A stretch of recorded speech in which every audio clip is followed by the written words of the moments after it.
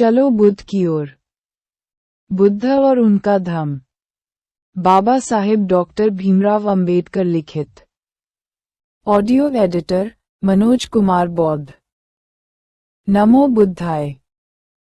नमो बुद्धाय। दूसरी ने आदमी की मी चाल ढाल बनाकर कहा, हे स्त्री जित, जा इस पृथ्वी को जीत। 20। एक दूसरी ने एक नील पद्म की गंध लेते हुए और अपनी गोल गोल आंखें मटकाते हुए कुछ अस्पष्ट शब्द में राजकुमार को संबोधित किया। 21।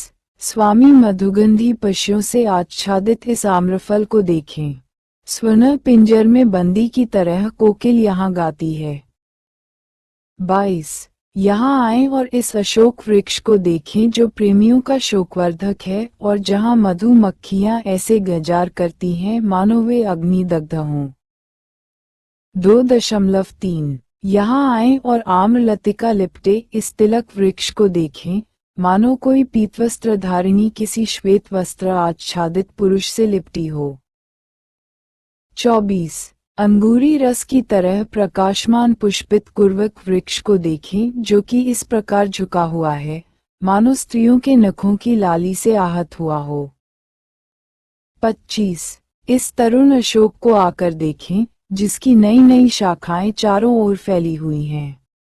ऐसा लगता है मानो ये हमारे हाथों के सौंदर्य को देखकर ही लज्जा से गड़ा जाता हो। 26।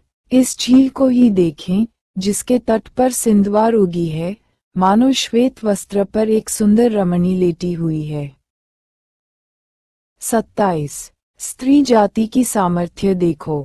पानी में वह चकवी आगे आगे जाती है और उसका पति पीछे पीछे, माना वह उसका दास हो। 28। मत्त कोकिल का संगीत सुनो और दूसरे का भी उसका अक्षरशः अनुकरण करते हुए। 29। अच्छा होता यदि वसंत ऋतु में पक्षियों में पैदा होने वाले उन्माद का कुछ अंश आप में भी होता और यह अपने आप को सदा बुद्धिमान समझते रहने वाले पंडितों के विचार न होते। 30।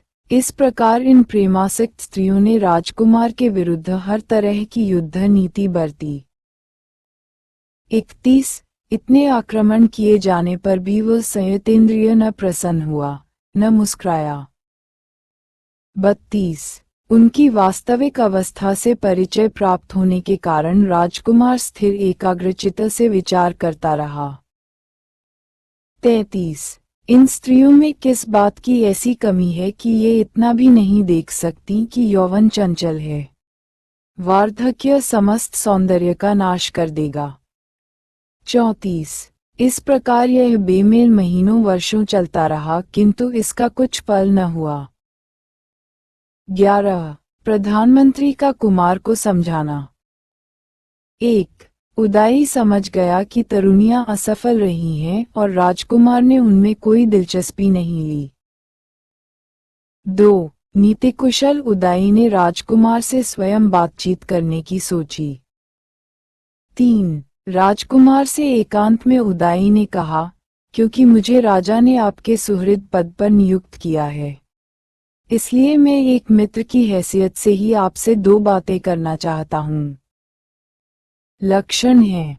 4। किसी अहित काम से बचाना, हितकर काम में लगाना, विपत्ति में साथ न छोड़ना मित्र के यही 3।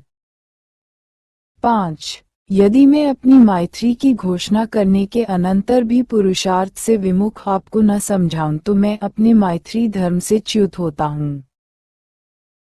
38 बुद्ध और उनका धम्म।